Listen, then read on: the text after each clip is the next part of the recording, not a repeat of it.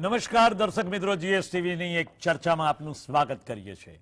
દરેક માતા પિતા તેમના સંતાનોમાં નાનપણથી જ શિસ્ત, સમયબદ્ધતા અને નેતૃત્વના ગુણો ખીલે તેવું ઈચ્છતા હોય છે અને આ તમામ ગુણો ઉપરાંત અન્ય અનેક ગુણો ખીલવતી સંસ્થાઓ છે એનસીસી અને એનએસએસ। નાનપણથી જ બાળકનું ઘડતર કરતી આ એવી સંસ્થાઓ છે કે જે સંસ્થાઓમાં કાર્યરત રહેલ વિદ્યાર્થી એક ઉત્તમ નાગરિક તો બને જ છે, પણ સાથોસાથ તેનામાં દેશભક્તિ, સમાજ પરત્વેની નિસ્બત ઊભી થાય છે। આ ઉપરાંત દેશને જરૂર પડે ત્યારે આપત્તિના સમયે એક સેકન્ડ કેડેટ આપણી પાસે તૈયાર થાય છે, જે દેશની પ્રથમ હરોળ સાથે ખભેથી ખભો મિલાવીને કામ પણ કરી શકે એટલી ક્ષમતા કેળવી શકાય તેવા યુવાનો આ દેશમાં તૈયાર થઈ શકે છે। મોજ શોખમાં વ્યસ્ત યુવાધનમાં પ્રામાણિક અને નિષ્ઠાના ગુણોનું સર્જન થાય તેવું મજબૂત યુવાધન તૈયાર કરવાનું ધ્યેય આ બંને સંસ્થાઓના મૂળ ઉદ્દેશમાં રહેલું છે। તાજેતરમાં જ યુનિવર્સિટી ગ્રાન્ટ કમિશન એટલે કે યુજીસીએ એનએસએસ અને એનસીસીને થિયરીના વિષય તરીકે અભ્યાસક્રમમાં સમાવિષ્ટ કર્યા છે, જે આપણે માટે બહુ જ ખુશીની વાત છે। આ પરથી એટલું સ્પષ્ટ કહી શકાય કે આપણી આવનારી પેઢીઓમાં આ સંસ્થાઓને કારણે એક એવી કુશળતા પ્રાપ્ત કરી શકાશે જેનાથી દેશનું ભવિષ્ય ચોક્કસપણે ઉજ્જવળ બનશે, એમાં કોઈ જ શંકા નથી।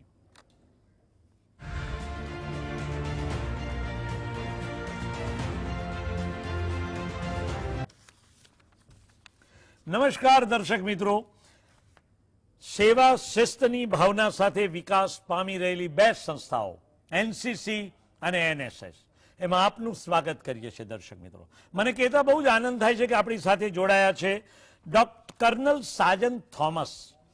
કર્નલ સાજન થોમસ, જેઓ ફર્સ્ટ ગુજરાત બટાલિયન એનસીસીના સીઈઓ છે અને પોતે ઇન્ડિયન આર્મીના એક જાણીતા કર્નલ પણ છે।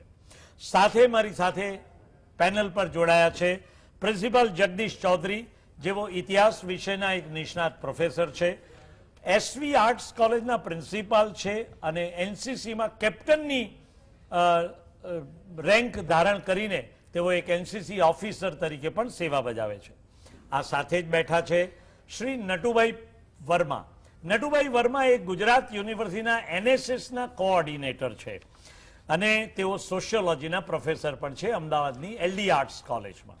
સાથે જ છે શ્રી મોહનભાઈ પરમાર, તેઓ ઇકોનોમિક્સના પ્રોફેસર છે અને તેઓ એનએસએસ કોઓર્ડિનેટર તરીકે એચકે આર્ટ્સ કોલેજમાં મહત્તમ સેવાઓ બજાવી રહ્યા છે। આ સાથે જ છે લેફ્ટનન્ટ ડોક્ટર વિનોદ મીના, જેઓ એલડી આર્ટ્સ કોલેજમાં ઇકોનોમિક્સના પ્રોફેસર પણ છે અને એનસીસી ઓફિસર તરીકે પણ ફરજ બજાવે છે। आप सबનું स्वागत करिए छे। कर्नल साजन थॉमस, आपसे ही मैं शुरुआत करना चाहूंगा क्योंकि आप इस पूरी पैनल में सबसे ज्यादा सीनियर और अनुभवी है, तो मेरी आपसे गुजारिश है, आपको क्या लगता है सर, एनसीसी का मायना क्या है? Why it is necessary at the college level and university level as well as junior NCC is there in schools? So why we need to have NCC in education curricula? Yes sir. Okay, कोई भी समाज जो है अपने समाज में youth leadership की खोज करता है और जिस भी समाज जो प्रोग्रेसिव होना चाहता है उसको जो है लीडरशिप बहुत जरूरी है। आप एकेडमिक्स में पढ़ाई कराएं तो एकेडमिक्स में वो स्टूडेंट या वो यूथ इंटेलेक्चुअल तो बनता है, लेकिन जो लीडरशिप क्वालिटीज हैं जो उस समाज को हमें हर स्तर पे आगे लेके जाता है, वो उसको मिलती नहीं है। दूसरी बात मैं ये बताना चाहूंगा कि आपने बोला कि कॉलेज में एनसीसी की क्या जरूरत है। अगर हम देखें एक स्टूडेंट का लाइफ, जो कॉलेज का पीरियड होता है, मैं उसको बोलूंगा एक गोल्डन पीरियड। वो मैं इसलिए बोलूंगा as a golden period because ये एक टाइम है उसका, उसको अगर सही मार्गदर्शन मिलता है तो वो अपनी जिंदगी जो है, अपना जीवन जो है, अपना कैरियर जो है, प्रोफेशनल कैरियर, वो बिल्कुल चरम सीमा पर ले जा सकता है। और लेकिन अगर उसको यहां पे ये जो 3-4 साल उसके होते हैं, वहां पे उसको अगर दिशा नहीं मिली, तो वो जो स्टूडेंट है वो फिर ढूंढता ही रहता है चीजों को, जिंदगी को, और आगे वो बढ़ नहीं। तो नेशनल कैडेट कोर जो है, जो हमारा राष्ट्र का सर्वप्रथम यूथ ऑर्गेनाइजेशन, ये लीडरशिप का प्लेटफॉर्म जो एक समाज को आगे ले जाने के लिए, देश को आगे ले जाने के लिए जो क्वालिटीज देता है, डिसिप्लिन आप लें, कैरेक्टर बिल्डिंग लें, या करेज की बात करें, ये सारे जो एक लीडर के अंदर जो रिक्वायरमेंट्स है, आपको एक प्लेटर में प्रोवाइड करता है। और जो भी कैडेट आता है वो एक लीडर के तौर पर समाज में, चाहे वो आर्मी में आए या और कोई कॉर्पोरेट वर्ल्ड में, एक स्टार तारे की तरह चमकता है। तो इसलिए एनसीसी का कॉलेजेस में बहुत ही जबरदस्त महत्वपूर्ण योगदान है, और इन कैडेट्स का ये सब बहुत कुछ ले सकते हैं। जी कर्नल साहब, आपने बहुत अच्छी बात बताई, और एनसीसी का एक कॉलेज में और खास करके एक विद्यार्थी के जीवन में क्या उसका इंपॉर्टेंस होता है, उसके बारे में जबरदस्त बात की है। मैं अभी आना चाहूंगा प्रिंसिपल जगदीश चौधरी के पास। जगदीश भाई, તમને શું લાગે છે આપણો જે એનસીસી છે એ એનસીસીમાં જોડાવાથી વિદ્યાર્થીના જીવનમાં શું ફાયદો થાય છે, અને ખરેખર વિદ્યાર્થીનું ઘડતર થાય છે ખરું એનસીસીમાં જોડાવાથી? ચોક્કસ થાય છે, પણ મને એ વાતનો આજે આનંદ થાય છે કે જીએસટીવીએ આ એનસીસી અને એનએસએસનું શું મહત્વ છે એ સમાજ અને રાષ્ટ્રના વાલીઓ અને વિદ્યાર્થીઓને, યુવાનોને એ તરફ, એ દિશામાં લઈ જવા માટે જે પહેલ કરી છે એ બદલ જીએસટીવી અને સન્માનનીય શ્રી સુભાષભાઈ, આપનો ખૂબ ખૂબ અમે આભાર માનીએ છીએ। બીજું કે આપે જે પ્રશ્ન કર્યો કે એનાથી શું ફાયદા થાય, જી, એક તો આપણે રાષ્ટ્ર નિર્માણની વાત કરતા હોઈએ, સારા નાગરિકની વાત કરતા હોઈએ, તો એ સારો નાગરિક અને રાષ્ટ્ર નિર્માણ કઈ રીતે થઈ શકે એ માટે ડૉક્ટર રાધાકૃષ્ણને એક સરસ વાત કરી છે કે ફક્ત ઈંટ ચૂનાની ઇમારતો રચવાથી રાષ્ટ્ર નિર્માણ શક્ય નથી। આ માટે યુવાનોના મનનું ઘડતર કરવું જોઈએ, તો જ ગામ કે રાષ્ટ્રનું નિર્માણ શક્ય બને, જે એનસીસી અને એનએસએસ દ્વારા જ આ શક્ય બને એમ છે। એ જ રીતે સ્વામી વિવેકાનંદે પણ કહ્યું છે કે પહેલા મનુષ્યને પૂર્ણ બનાવો, તો જ રાષ્ટ્ર એની મેળે પૂર્ણ બની જશે। જ્યાં સુધી મનુષ્ય પૂર્ણ ન બને ત્યાં સુધી રાષ્ટ્ર પૂર્ણ ન બને। રાષ્ટ્ર નિર્માણ ત્યારે જ શક્ય બને કે જ્યારે તેના નાગરિકોનું ચારિત્ર ઘડતર થયું હોય, નહીતર રાષ્ટ્ર ક્યારેય એક બની શકે નહીં। અને એ ઘડતર માટે આ એનએસએસ અને એનસીસી શિક્ષણની સાથે એ પ્રવૃત્તિઓ ચાલતી હોય તો ચોક્કસ એના ફાયદાઓ થઈ શકે। જી અને જી જી જી બહુ જ મહત્વની વાત કરી, અને ખાસ કરીને રાષ્ટ્રના બે મહાપુરુષો સ્વામી વિવેકાનંદ અને ડોક્ટર સર્વપલ્લી રાધાકૃષ્ણનનો ઉલ્લેખ કરીને તમે બહુ જ મોટી વાત કરી છે। Vinod Meena, lieutenant Vinod Meena is here. Vinod Meena, તમને શું લાગે છે એનસીસીમાં જોડાવાથી વિદ્યાર્થીઓને જીવનમાં ખરેખર શું ફાયદા થાય છે? સૌથી પહેલાં તો જીએસટીવી અને આપનો ખૂબ ખૂબ આભાર, જેમને આ વિષયને જીવંત કર્યો અને યુવાઓની અંદર એક માર્ગદર્શિકા સ્વરૂપે આજે આપે એક પેનલ ઇન્ટરવ્યૂ ગોઠવ્યો છે, એમાં હું ખાસ ઇન્ડિયન આર્મી વતી આપનું અભિવાદન કરું છું। આપનો જે પ્રશ્ન છે એમાં એનસીસીને અને કેડેટ્સને એનસીસીમાં જોડાવાથી મળતા લાભોને આપણે 3 ભાગોમાં વહેંચી શકીએ: non defence benefits, defence benefits અને નોન ટેન્જિબલ કે અધર બેનિફિટ્સ। એમાં જે નોન ડિફેન્સ બેનિફિટ્સ છે એમાં ખાસ કરીને જ્યારે પણ કોઈ પણ વિદ્યાર્થી એમાં જોડાય છે તો સાહેબ એનો એક ઇન્સ્યોરન્સ હોય છે, અને એ ઇન્સ્યોરન્સ 3 થી 5 લાખ રૂપિયાનો હોય છે। કોઈ પણ ટ્રેનિંગ દરમિયાન જ્યારે વિદ્યાર્થીનું દુઃખદ અવસાન થાય તો તેને અને એના નોમિનીને, પરિવારજનોને આ રકમ મળે છે। ઉપરાંત સેન્ટ્રલ ગવર્મેન્ટ અને સ્ટેટ ગવર્મેન્ટ તરફથી refreshment allowances, messing allowances, polishing, washing allowances વિદ્યાર્થીઓને મળતા હોય છે. આ ઉપરાંત 1985માં કેડેટ વેલફેર સોસાયટી એટલે કે CWSની સ્થાપના કરવામાં આવી અને જેમાં વિદ્યાર્થીઓને બેસ્ટ કેડેટ્સના એવોર્ડ, એમને સ્કોલરશિપ, જેમ કે કોઈ વિદ્યાર્થી યુનિવર્સિટી કે રાજ્ય કક્ષાએ બહુ જ સરસ માર્ક્સ લાવે તો એનસીસી તરફથી 6 થી 15,000ની આર્થિક સહાય મળે છે. અને ઉપરાંત આ તમામ પ્રકારની રકમ એ નોંધવાપાત્ર બાબત છે સાહેબ કે એ સીધા વિદ્યાર્થીના એકાઉન્ટમાં જમા થતી હોય છે, જે ડિજિટલ ટ્રાન્ઝેક્શન્સ હોય છે, એટલે વચોટિયા કોઈ અહીંયા હોતા નથી. આ ઉપરાંત એને YEP એટલે કે યુથ એક્સચેન્જ પ્રોગ્રામમાં વિશ્વ ભ્રમણનો અવસર મળે છે અને વિશ્વના બીજા દેશોમાં ભારતની ભાતીગળ સંસ્કૃતિ ના દર્શને કરાવે અને સામે એ લોકો બીજા દેશોની સંસ્કૃતિ, સભ્યતા અને સમાજ શૈલીને પણ શીખે એવી સોનેરી તક વિદ્યાર્થીઓને મળતી હોય છે. અને જો એને IDC પરેડમાં પાર્ટિસિપેટ કરવાનો અવસર મળે સાહેબ તો એ દિલ્હીની પ્રધાનમંત્રી PM રેલીમાં મારો ગત વર્ષનો જ એક વિદ્યાર્થી જોગિંદર સિંહ એ વિદ્યાર્થી RDC પરેડમાં ગયો અને એ વિદ્યાર્થીએ સમગ્ર દેશમાં RDC પરેડમાં ગુજરાત અને LD આર્ટ્સનું નેતૃત્વ કર્યું અને એ ગૌરવભરી બાબત છે જ્યારે તમે અને તમારો પરિવાર તમને જોવે. जी, તમારી વાત પણ बहुत साची है. कर्नल साजन, आपकी क्या राय है, इस राष्ट्र को एनसीसी की क्या जरूरत है और क्या एनसीसी के कैडेट्स आपको लगता है कि वो इंडियन आर्मी में ज्वाइन हो सकते हैं या उनकी कोई हेल्प मिल सकती है इंडियन आर्मी को? जी, जैसे मैंने बताया कि यूथ को एक दिशा जो प्रदान करती है वो एनसीसी प्रदान करती है. और जो कुछ चीजें मैं रिपीट करूंगा, ये मैं जानबूझ के रिपीट कर रहा हूं क्योंकि जो हमारे ऑडियंस हैं, जो हमारे स्टूडेंट्स हैं और जो हमारे पेरेंट्स हैं, उनके दिमाग में, जहन में ये बात उनके जहन में अच्छी तरह आए कि एनसीसी क्या उनको देती है. तो इसीलिए for the repetition sake baby मैं बोलूंगा.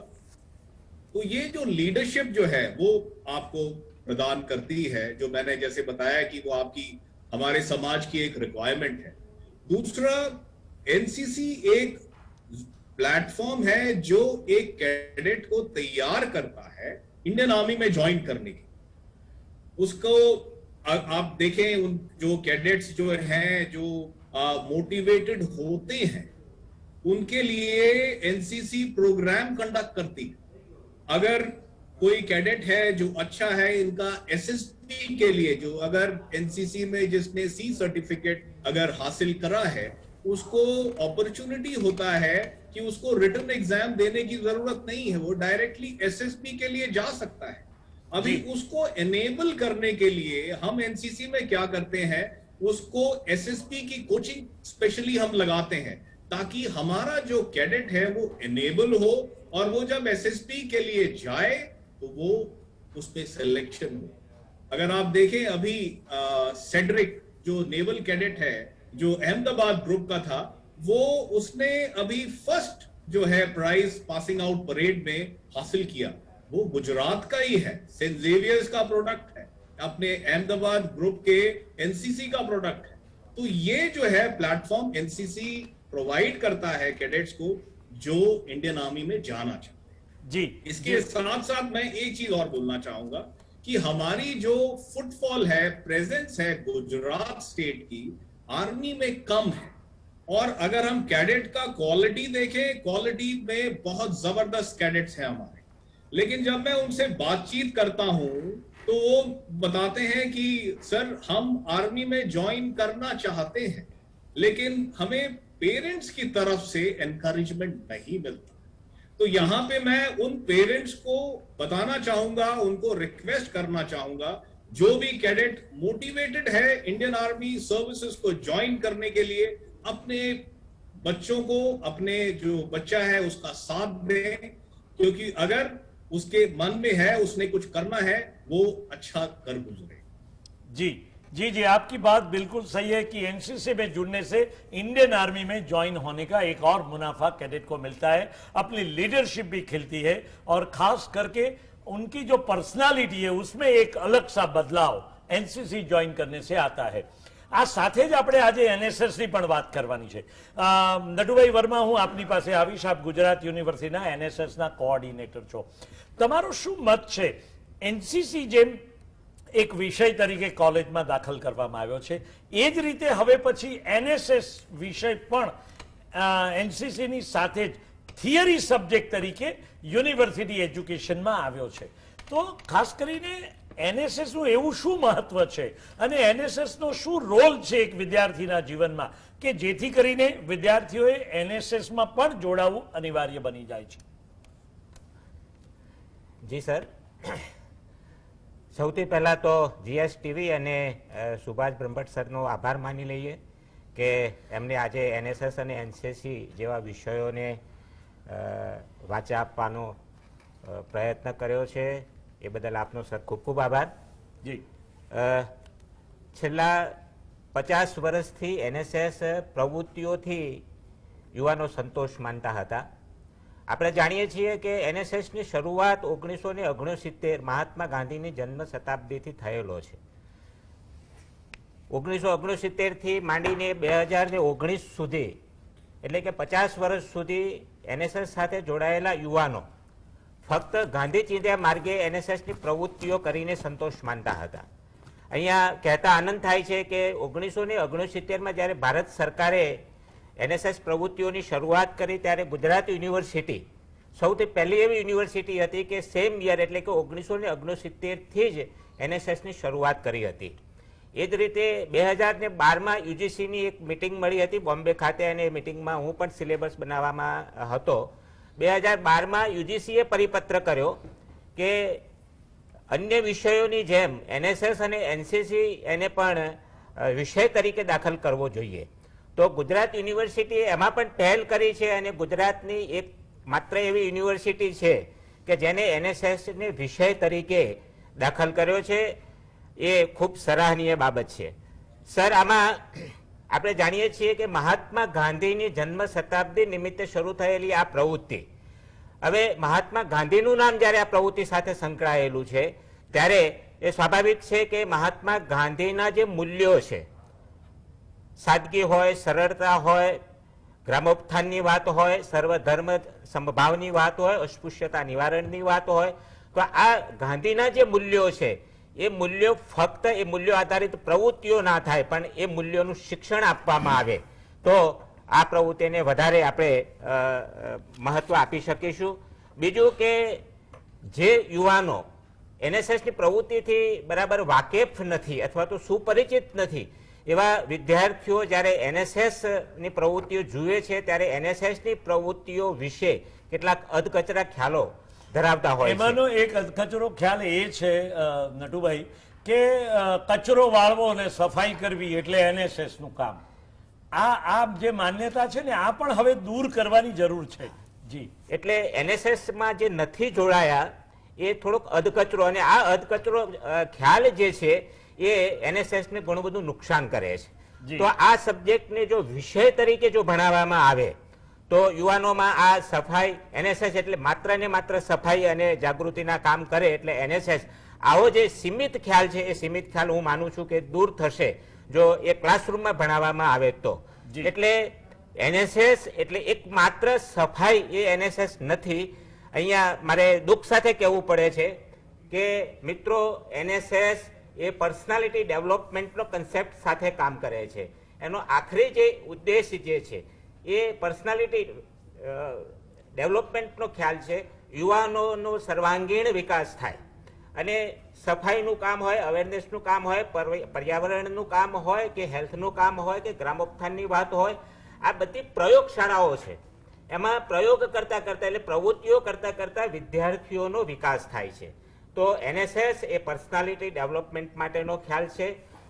સાથે સાથે જે વિદ્યાર્થીઓ, જે યુવાનો આમાં જોડાય છે એનો સ્વપરિચય, કુદરતે બધા જ જીવોને એક સરખી શક્તિ આપી છે, પરંતુ ભારતીય સમાજની અંદર સમાજમાં કેટલાક જે સામાજિક વ્યવસ્થાઓ છે એ વ્યવસ્થાઓના કારણે યુવાનોનો જે ખ્યાલ જે છે સંકુચિત બની જાય છે. જેમ કે હું પુરુષ છું જાતિ તરીકે, ધર્મ તરીકે, અથવા તો કોઈ એક ગ્રામીણ કોઈ પ્રાંત તરીકે એનો ખ્યાલ જે છે સીમિત બની જાય છે, એની ભૂમિકા જે છે સીમિત બની જાય છે. જેમ કે જાતિના આધારે જોઈએ તો હું પુરુષ છું એટલે મારાથી આ કામ ન થાય, હું સ્ત્રી છું એટલે મારાથી આ કામ ન થાય, હું હિન્દુ છું માટે મારાથી આ કામ ન થાય, હું મુસ્લિમ છું એટલે જાતિ, જ્ઞાતિ, ધર્મ, સમુદાય, પ્રાંત એમ વિદ્યાર્થી યુવાનો જે છે એ યુવાનોનો વિકાસ ત્યાં રૂધાય છે.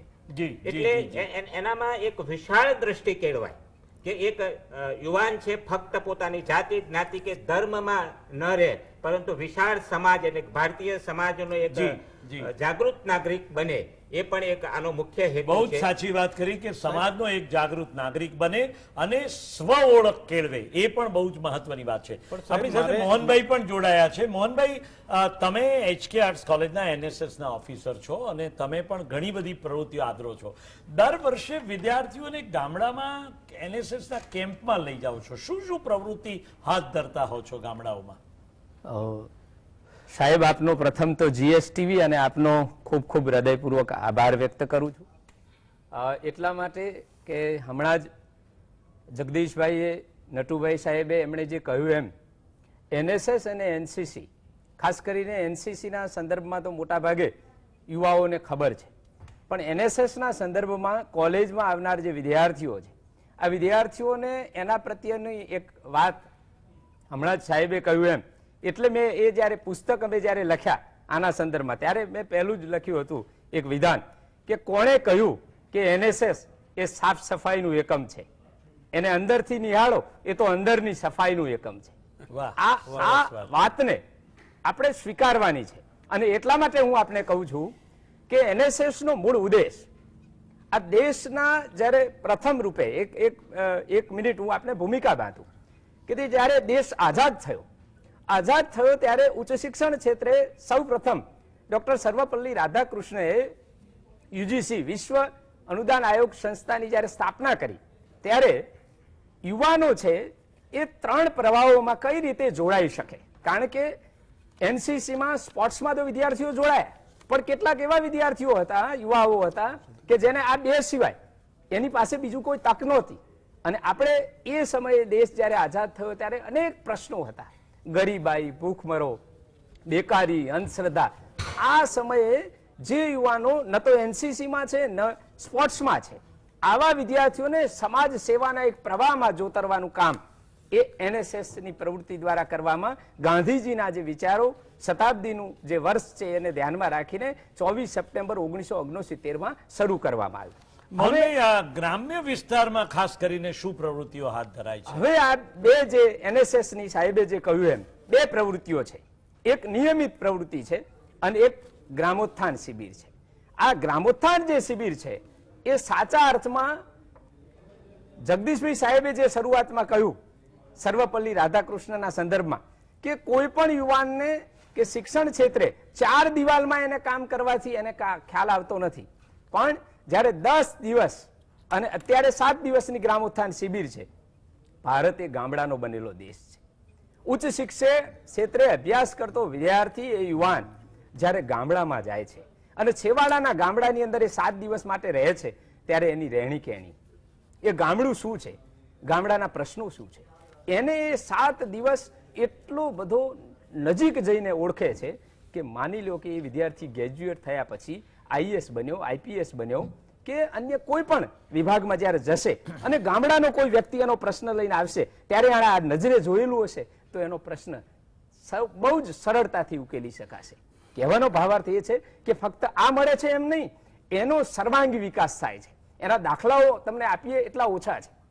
ઘણીવાર ગામડામાં સુભાષભાઈ સાહેબ એના ખબર છે કે અમે ધોળકા તાલુકાનું જાખડા ગામ, 2 ભાઈઓ વચ્ચે પ્રશ્નો, તમે જુઓ ઊંચ નીચના ભેદભાવ તો છે જ, અસ્પૃશ્યતા તો છે જ, પણ સગા 2 ભાઈઓ જ્યારે ઝઘડતા હોય છે અને એક ઘરની વચ્ચે એક દિવાલ કરી દેવામાં આવે અને 7 દિવસ ગ્રામોત્થાન શિબિર દરમિયાન આપણા વિદ્યાર્થીઓ જે NSSમાં જોડાયેલા યુવાનો એને ભાઈચારાથી એકતા કરીને દિવાલ તોડીને એક બંધુતાના અને મૂળ જે સમૂહ ભાવના છે એ કેળવવાની ભાવના આપવાનું કામ એ ગ્રામોત્થાન શિબિર કરે છે.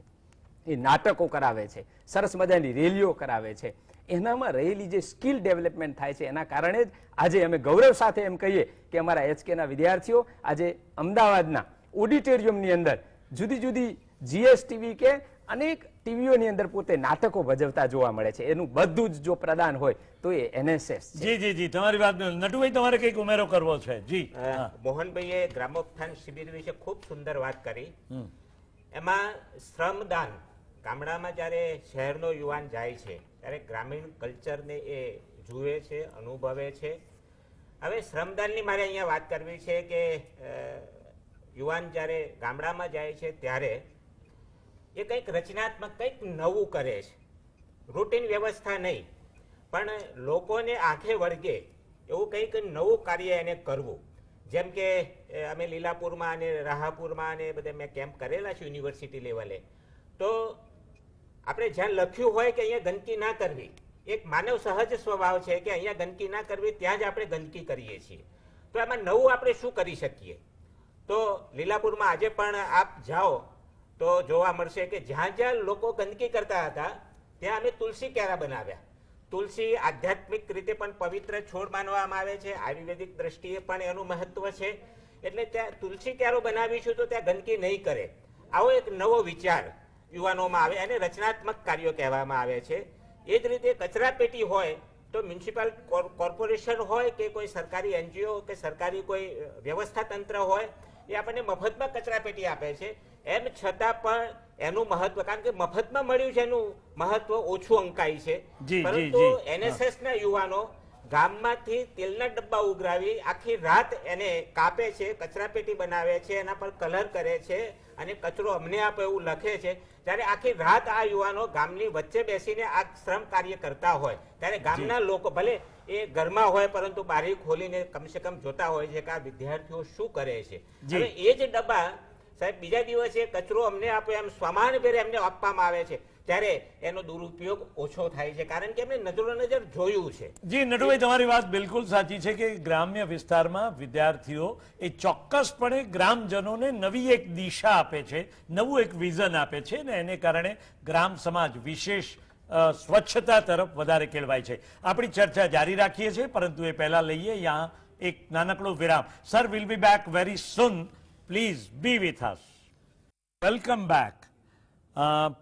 હવે મહત્વનો મુદ્દો એ આવીને ઉભો રહ્યો છે કે આપણે એનસીસીના ઇતિહાસ પરત્વે જે એક નાનકડી વાત આપણે કરવી જોઈએ. તો વિનોદ મીના, લેફ્ટનન્ટ વિનોદ મીના, તમારી પાસેથી જાણવા માંગીશ કે જેમ એનએસએસ નો એક આખો ઇતિહાસ છે ને, ગાંધીજીની ને પૃષ્ઠભૂમિમાં રાખીને એનએસએસ નું કામ શરૂ થયું હતું, તો એનસીસી કેમ શરૂ થયું આપણે ત્યાં? બહુ જ મહત્વનો પ્રશ્ન છે. એનસીસી ની સૌથી પ્રથમ વિશ્વ સ્તરે શરૂઆત જર્મનીમાં 1666માં યુવાઓને આર્મીમાં પ્રેરિત કરવા માટે થઈ હતી. ત્યારબાદ ભારતમાં 1942માં બ્રિટિશ સરકારને ડિસિપ્લિન આર્મીની જરૂરિયાત હતી. યુ વોન્ટ બિલીવ કે when the Britishers left the India that was time ભારતની જનસંખ્યા લગભગ 36 કરોડ હતી, પરંતુ બ્રિટિશર્સ માત્ર 1,40,000ની આસપાસ હતા. અને ત્યારે એક બ્રિટિશ સાહિત્યકાર કેટલી સરસ વાત લખે છે કે Britishers not ruled on India but the discipline people ruled on indiscipline people. તો એ લોકોને ડિસિપ્લિન આર્મીની જરૂર હતી અને એના માટે એ લોકોએ યુઓટીસી એટલે કે યુનિવર્સિટી ઓફિસર્સ ટ્રેનિંગ કોર્પ્સની સ્થાપના કરી 1942માં. આઝાદી 1947માં મળી, ત્યારબાદ 1948માં એનસીસીની સ્થાપના 15મી જુલાઈ 1948ના રોજ થઈ. 1950માં તેમાં એરવિંગની સ્થાપના કરવામાં આવી અને 1952માં તેમાં નેવલ વિંગ જોડાઈ અને આ રીતે આ ટ્રાયંગ્યુલર સર્વિસ ઓર્ગેનાઇઝેશન બન્યું અને જે યુવાઓને માત્ર આર્મ ફોર્સ નહીં પરંતુ નેવી અને એરફોર્સમાં પણ કારકિર્દીની સોનેરી તક પૂરી પાડે છે. આપને જાણતા આનંદ થશે કે 1948માં 20,000થી શરૂ થયેલી કેડેટથી આ સંસ્થા આજે વિશ્વમાં સૌથી મોટું યુનિફોર્મ યુથ ઓર્ગેનાઇઝેશન છે, જે 15 લાખ કરતા વધારે કેડેટ્સ ધરાવે છે. અને મજાની વાત એ છે સાહેબ કે હવે જ્યારે અમને લોકોને કોલેજમાં હેડક્વાર્ટરથી માત્ર 70 કેડેટ્સને રિક્રુટ કરવાની અવસર મળતા, ઘણા બધા વિદ્યાર્થીઓ કોરોનાના કારણે લેટ એડમિશન થયા અને અમને એપ્રોચ કરતા કે sir we want to join the NCC, but unfortunately અમે લોકો લાચાર હતા. પરંતુ જ્યારે હવે યુજીસીએ ઇલેક્ટિવ સબ્જેક્ટ તરીકે આને સામેલ કર્યું છે ત્યારે અમે અનેક વિદ્યાર્થીઓ સુધી પહોંચી શકીશું. એનસીસી રાષ્ટ્રીય એકતાના સંદર્ભમાં હવે આ યુથ ઓર્ગેનાઇઝેશન એટલું મોટું થઈ જશે કે વિશ્વમાં કોઈ પણ આને બીટ નહીં કરી શકે. જી જી જી જેમ સર એક બાબત ઉમેરવી છે કે આ ઇતિહાસની જ્યારે આપણે વાત કરતા હોઈએ ને ત્યારે 1952ની અંદર પણ ભારતના પ્રથમ વડાપ્રધાન જવાહરલાલ નહેરુએ પણ એ વખતે સામુદાયિક શિક્ષણ એવો પાઠ્યક્રમની અંદર અભ્યાસક્રમ ગોઠવવો જોઈએ એવી વાત આ એનસીસી ને લઈને પણ करेली है ये पण एक इतिहास है. जी जी जी थॉमस सर, मैं आपके पास आना चाहूंगा और आपसे ये जानकारी प्राप्त करना चाहते हैं कि आप जो कैंप ऑर्गेनाइज करते हैं वो किस किस्म के कैंप्स होते हैं और वहां क्या क्या ट्रेनिंग दी जाती है सर? जो हमारे कैंप्स होते हैं, एनुअल ट्रेनिंग कैंप्स हम करते हैं, वो तकरीबन 10 दिन के होते हैं और उसमें उनको कैडेट को एक पूरा ओवरव्यू दिया जाता है. उसमें आप कैडेट को drill, weapon training, firing, map reading के बारे में, उसके फील्ड क्राफ्ट के बारे में, बैटल क्राफ्ट के बारे में और जो इसके अलावा जो सोशल एस्पेक्ट्स हैं उनके कुछ हम स्पेशल क्लासेस ऑन लीडरशिप जो है वो भी ऑर्गेनाइज करते हैं. इसमें जो है जो जो कैडेट्स हैं जो यूथ एक्सचेंज प्रोग्राम में गए हैं वो भी आते हैं और इन कैंपों में जो तकरीबन अगर 500 कैडेट हैं उनको छोटे छोटे भागों में बांटकर उनका लीडरशिप के ऊपर हम उनकी जबरदस्त ट्रेनिंग कराते हैं, क्योंकि छोटे ग्रुप में उनका इंटरैक्शन अच्छा रहता है और ये लीडरशिप की क्वालिटीज और बाकी जो चीजें हैं जो यूथ एक्सचेंज प्रोग्राम में जो अच्छे कर रहे हैं कैडेट्स बाहर, वो भी आके इनको ट्रेनिंग कराते हैं जी. तो ये उनको जो है कॉमरेटरी, बिकॉज वो कैडेट्स जो हैं अलग अलग जगह से, अलग अलग डिस्ट्रिक्ट से आए हुए कैडेट्स के साथ रहते हैं, किस तरह से वो मिलते हैं. इसके अलावा जो ये इनमें से जो अच्छे कैडेट्स जब ग्रुप के कंपटीशन होते हैं वो रिपब्लिक डे के लिए जाते हैं, वहां पे इनको एक प्लेटफॉर्म मिलता है जहां तकरीबन 1 महीने के लिए अलग तरीके की एक्टिविटीज, चाहे वो कल्चरल हो, चाहे वो राजपथ पे जो उन्होंने ड्रिल करना हो या जो पीएम रैली के लिए जो उन्होंने करना हो, तो इन सब एक्टिविटी की उनकी जो है तैयारी होती है और एक टोटल ट्रांसफॉर्मेशन होता है इन कैंपों में कैडेट्स का. बिकॉज थ्योरी में जो है बातचीत जब तक हम प्रैक्टिकल ग्राउंड पे नहीं करें तब तक वो चीजें उभर के नहीं आती. तो ये कैंप वो जगह है जहां पे ये जो कैडेट्स का ग्रिलिंग होता है और एक टोटल ओवरऑल होता है इन देयर पर्सनालिटी. जी सर, आपसे एक पर्सनल सवाल का जवाब चाहूंगा कि आप इंडियन आर्मी में जुड़ गए और उसके बाद आप एनसीसी में भी अभी आपकी सेवा दे रहे हैं. आपकी पर्सनालिटी में ये जो आपकी जो सर्विस है उससे क्या बदलाव आया है बचपन से लेकर अभी तक सर? आज मैं जो हूं ये मेरी ऑर्गेनाइजेशन की देन है मेरे, क्योंकि मैं एक ग्रेजुएट, इनफैक्ट मेरे को डिग्री भी नहीं मिली थी. मेरी डिग्री कॉन्फिडेंशियल तौर पे आर्मी हेडक्वार्टर पे दिए थे बिकॉज रिजल्ट्स भी नहीं डिक्लेयर हुए. जी जी जी. तो जो मेरे को अलग अलग ऑपरेशनल एरिया में जाके सर्विस करने का मौका, ऑपरेशंस में काम करने का मौका और सबसे ज्यादा जो हमारे ट्रुप्स को जो उनके साथ मिलके काम करने का जो मौका मिला है मेरे को, मैं उसको बहुत ही खुशकिस्मत समझता हूँ. इसके साथ साथ मैं अभी जो मैं अभी काम कर रहा हूं उसके ऊपर मैं बात करूंगा. मैं समझता हूं ये मेरा एक धर्म है कि ये जो कैडेट्स मेरे पास आते हैं तो मेरा जो सीना है वो चौड़ा हो जाता है, क्योंकि मैं इनके अंदर यूथ, इनके अंदर इनको मैं दिशा दिखा सकूं कि ये जो है आगे चल के एक जो है सक्सेसफुल जो है काम कर सके. और ये चाहे उनको मोटिवेशनल में वे में, और क्योंकि अगर आप देखें आज की सोसाइटी में जो स्टूडेंट्स हैं, स्पेशली जो 18 से लेके 24 साल तक के जो बच्चे हैं, उनको थोड़ी राह की जरूरत है और ये राह जो है हम सब का फर्ज है उनको एक सही राह दिखाने का. तो ये जो चीज है, जब मैं इनसे मिलता हूं तो मैं इनके साथ टाइम स्पेंड करता हूं कि नहीं, ये मैंने इनको इनकी जो है वो सोच देनी है, ताकि ये जो है आजकल जो चल रहा है सोशल मीडिया और जो चीजों में, जिसकी वजह से ये अपना जो पूरा पोटेंशियल नहीं पा रहे हैं, उसको दूर करने की मैं कोशिश करता हूं। और ये जब तक मैं रहूंगा, ये डेफिनेटली हम सब जितने एनसीसी के ऑफिसर्स हैं, हमारा यही एक मेन रोल होता है कि इनको हमने ऊपर लेके एक पत्थर को किस तरह से हम हीरा बना सकें, उसकी कोशिश रहती है। જી જી, thank you very much. You have given a beautiful answer sir. So nice of you. Jagdishbhai, તમને શું લાગે છે? તમે કોલેજના પ્રિન્સિપાલ છો અને સાથે સાથે કેપ્ટન રેન્ક સાથે તમે તમારી કોલેજના વિદ્યાર્થીઓના એક એનસીસી ઓફિસર છો. તમારા જીવનમાં એનસીસીમાં જોડાયા પછી કોઈ બદલાવ આવ્યો છે? શું ફાયદો થયો? અમારા વિદ્યાર્થીઓને શું કહેશો તમે? સુભાષભાઈ, ખાસ તો કે જ્યારે હું સ્કૂલમાં હતો એ વખતે પણ જુનિયર એનસીસીમાં, એસવી આર્ટ્સ કોલેજમાં અભ્યાસ કરતો હતો એ વખતે પણ એનસીસીમાં જોડાયો, અને એના થકી જે મારામાં એક લીડરશિપ ક્વોલિટી જે ડેવલપ થઈ, અને એના લીધે હું આજે જે કંઈ છું એ એનસીસીના કારણે છું એવું હું માનું છું વ્યક્તિગત રીતે.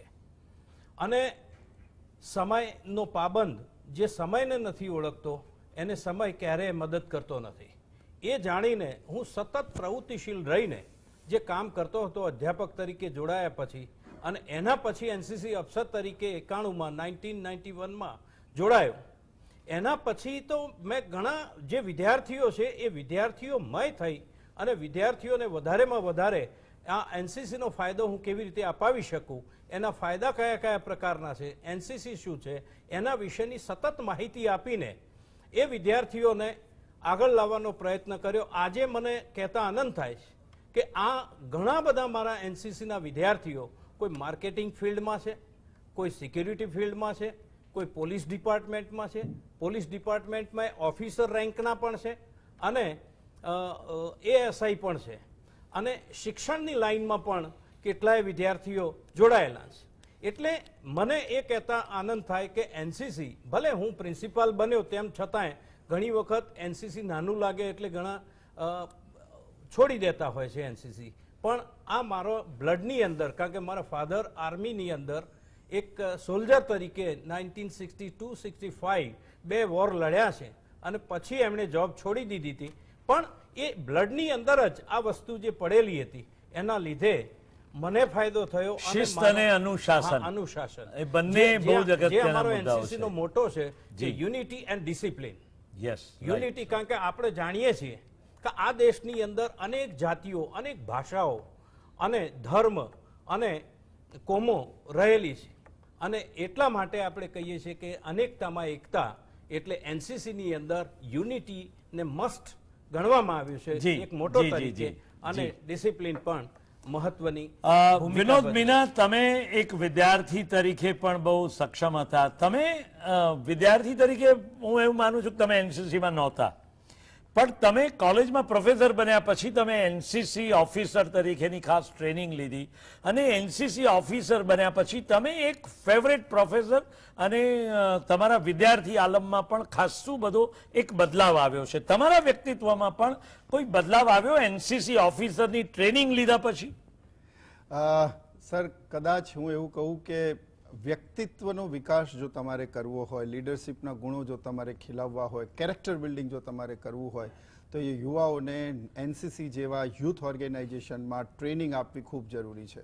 જી, મારું પણ આર્મ ફોર્સ વિશે કંઈક અલગ મંતવ્ય હતું, પણ 90 ડેઝની રિગરસ ટ્રેનિંગ પરથી જ્યારે હું ઓટીએ કામટીમાંથી પસાર થયો, મારા જીવનને જીવવાની આખી રીત બદલાઈ ગઈ. આજે પણ મારું બાયોલોજીકલ સાયકલ એ રીતે સેટ છે કે હું રોજ 5 વાગે સવારે ઉઠી નર્મદા કેનાલ સુધી જઈ સાયકલિંગ કરી અને લગભગ 5-7 કિલોમીટર રનિંગ કરવું, અથવા ઓફિસર્સ ક્લબમાં જઈ અને બેડમિન્ટન રમવું, ફિઝિકલી ફિટ રાખવું, અને કદાચ કોરોનાના આટલા સંક્રમણમાં પણ હજી સુધી હું બચી શક્યો છું, કારણ કે ફિઝિકલ ફિટનેસ વિશેની જે અવેરનેસ મારામાં આવી કે જીમના 4 દરવાજાની અંદર કરેલી એક્સરસાઇઝ એર કન્ડિશનમાં એ પ્રોપર નથી, પરંતુ ખુલ્લા મેદાનોમાં કરેલી એક્સરસાઇઝ જે તમારા શરીરને સ્વસ્થ રાખે છે, and the breathing exercise is that the proper exercise. બીજું ખાસ મહત્વની વાત સાહેબ હું અહીંયા ઉમેરવા માંગુ છું, જે સાહેબે કીધું કે અટક ટુ કટક ગુજરાત ટુ ગુવાહાટી, ભારત એ વિવિધતા અને ભાતીગળ સંસ્કૃતિનો દેશ છે, જ્યાં દર 100 કિલોમીટરે પાણી અને વાણી બંને બદલાય છે. આવા ભારતમાં જ્યારે તમે નોર્થનું કલ્ચર જુઓ તે અલગ છે, સાઉથનું ખાનપાન કલ્ચર અલગ છે, પશ્ચિમ પર્વત્ય કલ્ચર અલગ છે. ત્યાં સમગ્ર દેશને એક તાતણે જો બાંધવું હોય તો એનસીસી અને એનએસએસ જેવી સંસ્થાઓ જ એકમાત્ર એવી સંસ્થાઓ છે જે રાષ્ટ્રવાદ અને ભારત માતાના નામે સમગ્ર દેશને બાંધી શકે છે. પેટ્રિયોટિક ફિલિંગ અને આખા દેશને અખંડતાના સરદાર વલ્લભભાઈ પટેલના સ્વપ્નને સાકાર કરવા તરફ દોરી શકે છે. આ બહુ જ મહત્વની વાત છે. બીજી એક અંતિમ વાત હું કહી દઉં સર, કે ભરા નહીં જો ભાવો છે और बहती जिसमें रसधार नहीं, वो हृदय नहीं, वो पत्थर है जिसमें स्वदेश का प्यार नहीं. અને એટલા જ માટે હું હાકલ કરું છું તમામ યુવાઓને કે એનસીસીમાં જોડાઓ અને રાષ્ટ્ર પ્રત્યેની તમારી સ્વર્ણિમ કારકિર્દી તમે ઘડો એવી તક યુજીસીએ આપી છે અને એવું મંચ આજે જીએસટીવીએ અમને આપ્યું છે. તે બદલ હું એમનું હાર્દિક અભિવાદન ફરી એક વખત કરું છું. જી, આ જ રીતે એનસીસીનું જે મહત્વ આંક્યું છે એ જ રીતે એનએસએસ પણ વિદ્યાર્થીના વ્યક્તિગત અને એના વ્યક્તિત્વ ઘડતરમાં મહત્તમ ફાળો આપી શકે છે. નડુભાઈ વર્મા, તમે શું કહેશો? જે એનએસએસનો મોટો છે કે નોટ મી બટ યુ, આ જે મોટો છે એ એનએસએસમાં કેવી રીતે સાર્થક થાય છે? જી સર, એનએસએસ નો મોટો છે નોટ મી બટ યુ, મેં નહીં આપ. તો એનો અર્થ એવો છે સર કે મને નહીં પરંતુ આપ પહેલા અને પછી હું. લાભ લેવાની વાત હોય, સુખ શાંતિ અને સમૃદ્ધિની વાત હોય તો પહેલા સમાજને આપવાની વાત છે. બધું જ પોતે મેળવી લેવું એવું નથી. એટલે બીજાને માટે કામ કરવું, બીજાને લાભ અપાવવો, બીજાના હિત માટે કંઈક કરવું, એને નોટ મી બટ યુ કહેવામાં આવે છે. અને એ મોટોને અનુલક્ષીને જ એનએસએસની પ્રવૃત્તિઓનું આયોજન કરવામાં આવે છે.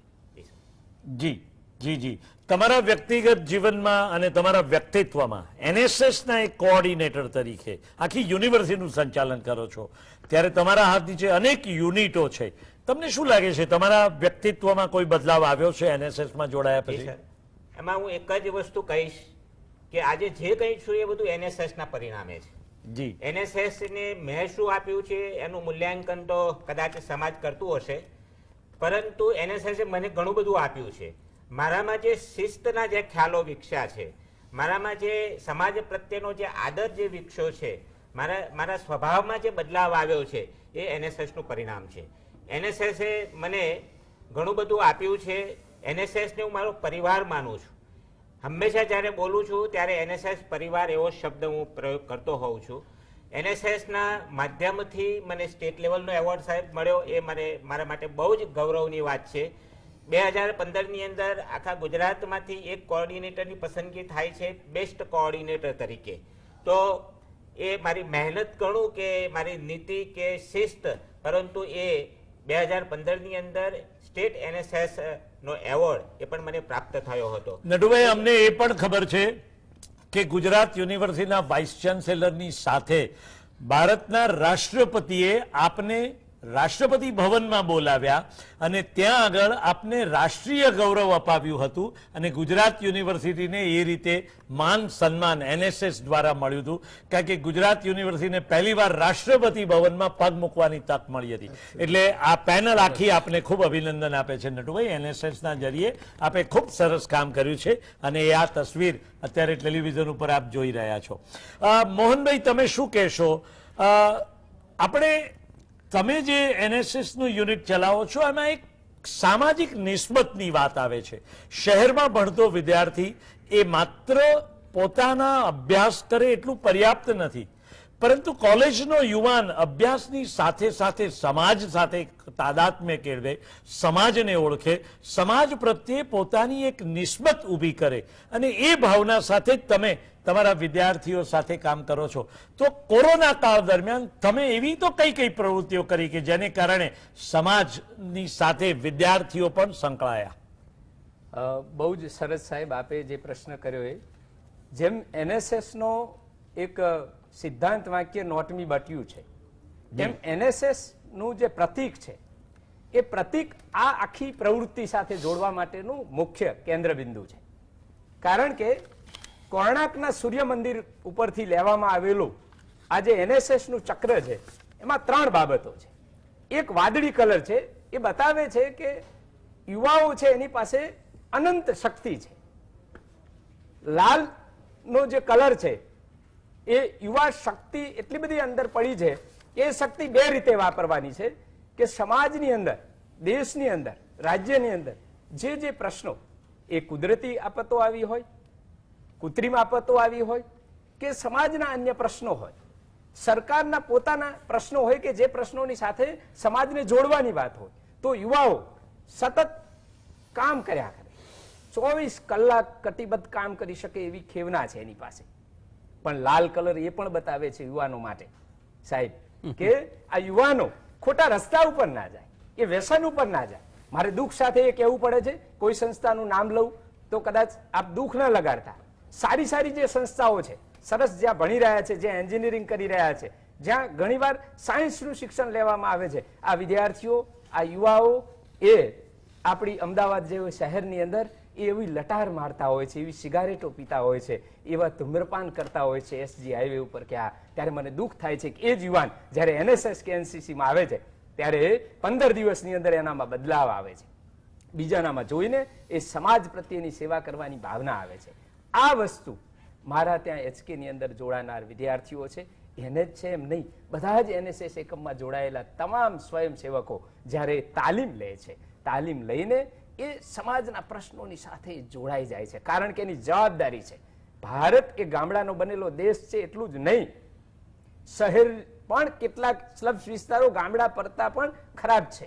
એ પરિસ્થિતિમાં અત્યારે જે કોરોના મહામારી આવી ત્યારે આપણા ઉચ્ચ શિક્ષણ વિભાગ, માનનીય રાજ્યપાલશ્રીએ એમણે જ્યારે આદેશ આપ્યો અને એ આદેશના પરિણામ સ્વરૂપે ગુજરાત રાજ્યના સાહેબ બધા જ જિલ્લામાં NSSના એક પ્રોગ્રામ ઓફિસરને એક જિલ્લાની જવાબદારી નોડલ ઓફિસર તરીકે સોંપવામાં આવી અને એ જવાબદારીના અંતે તમામ પ્રોગ્રામ ઓફિસરોએ એક સરસ મજાનું પ્લાનિંગ બનાવ્યું કે અને એ પ્લાનિંગમાં NSSના વિદ્યાર્થીઓએ આઇસોલેશન સેન્ટરની અંદર કે આઇસોલેશન સેન્ટરની બહાર એને જાગૃતિનું એવું કામ કરવાનું છે કે જે કોવિડના સંદર્ભમાં ઉકાળાનું વિતરણ કરવાનું હોય, એને માસ્ક પહેરવાની બાબત હોય, ક્યાંક ટ્રાફિક પોલીસને મદદરૂપ કરવાની વાત હોય, ક્યાંક જરૂરિયાતમંદ વ્યક્તિઓ છે એને ખાવાનું નથી મળી રહ્યું, કોઈ આપી રહ્યું છે પણ સોશિયલ ડિસ્ટન્સ નથી જાળવતા, તો NSSના વિદ્યાર્થીઓ ત્યાં ઉભા રહ્યા છે, આ કામ કર્યું છે.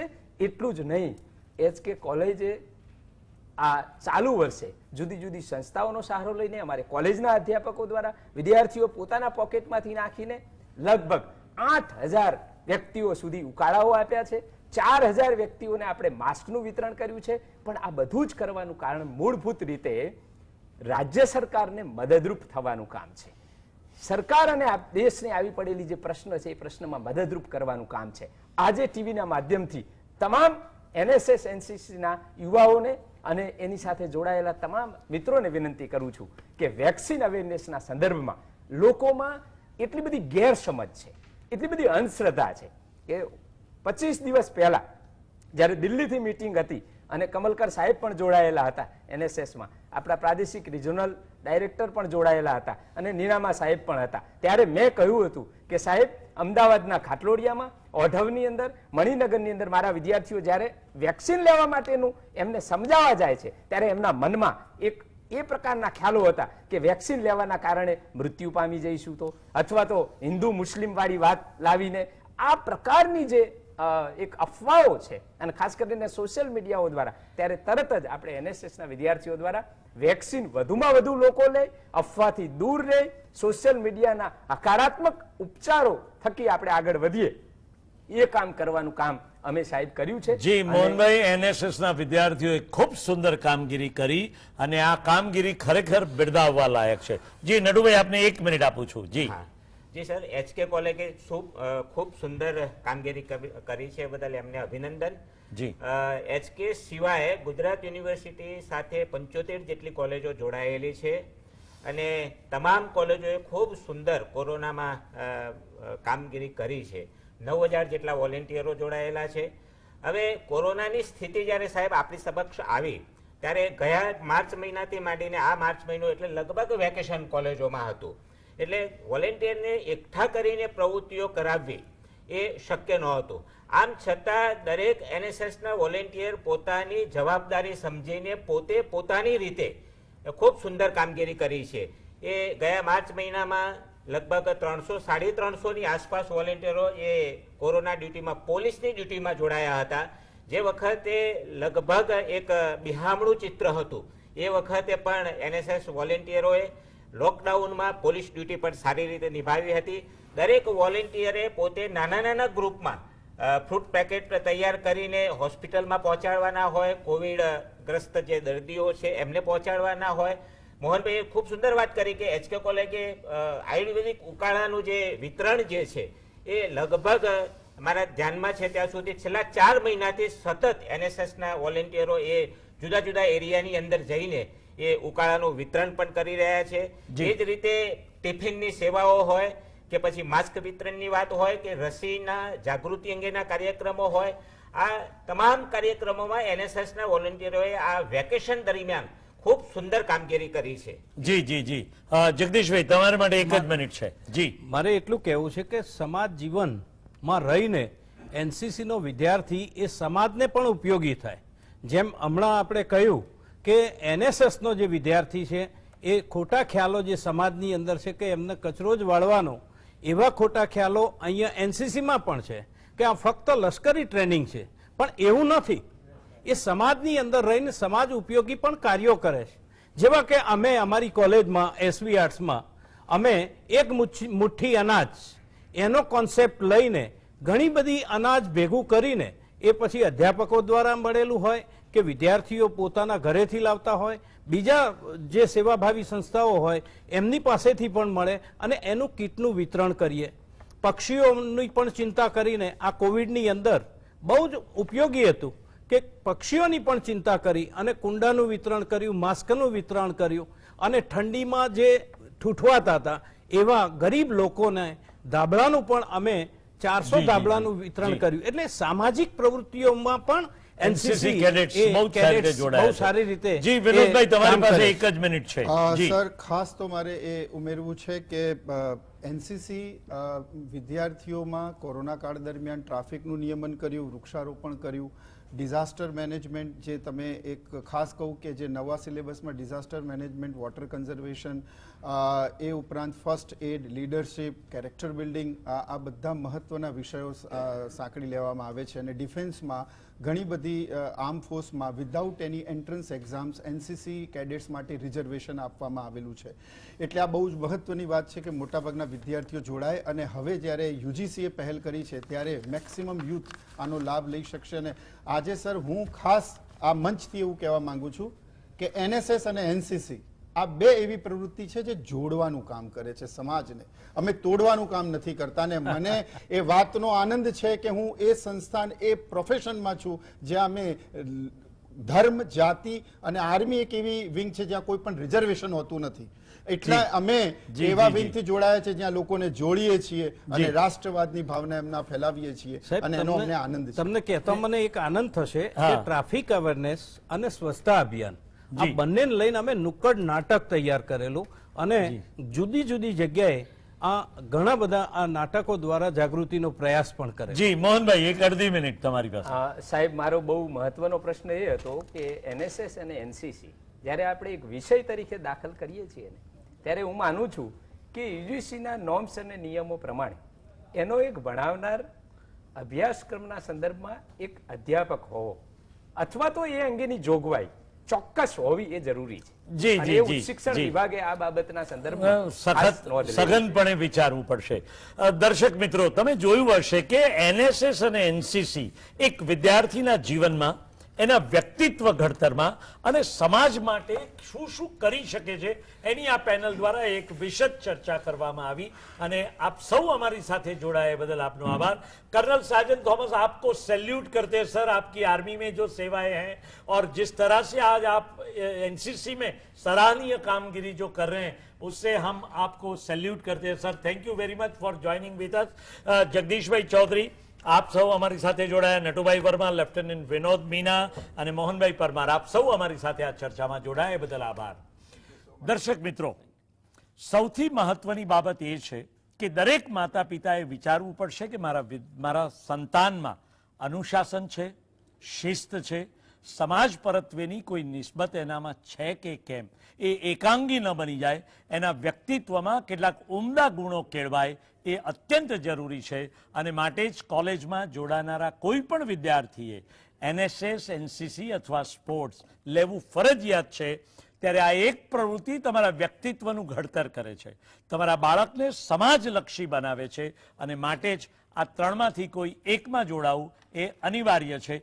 એટલું જ નહીં, રાજ્ય સરકારને આ ક્ષણે એક વિનંતી પણ કરવી પડે એમ છે, કારણ કે NCC અને NSS બંને જ્યારે થિયરી વિષય તરીકે દાખલ કરવામાં આવે છે ત્યારે એનો કાર્યભાર પણ યોગ્ય વ્યક્તિઓને એટલે કે NSSના ઓફિસર અને NCCના ઓફિસરને આપવામાં આવે ત્યારે એના રેગ્યુલર વિષયનો કાર્યભાર અડધો કરવામાં આવે અને બાકીનો અડધો કાર્યભાર એ આ વિષયો સાથે એટલે કે NCC અને NSSના થિયરી પેપર્સમાં પણ એ પૂરતું ધ્યાન આપી શકે અને યોગ્ય લેક્ચર્સ લઈ શકે એ માટેની તાલીમ સાથે એને આ કાર્યભાર ફાળવવો જોઈએ.